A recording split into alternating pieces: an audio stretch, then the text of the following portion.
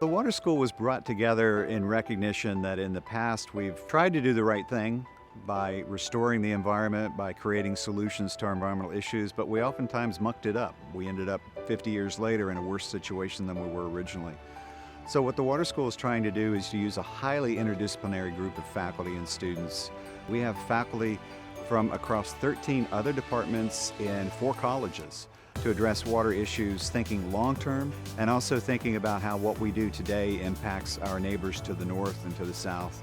Water connects all of us together, and whether we're talking about water for human health and well-being or for healthy ecosystems, healthy economic and social development in the area, these things are all connected by water, and we get the water wrong, everything starts tumbling down. Water is really a metaphor for the environment, meaning that really the water school is focusing on environmental issues here in Southwest Florida.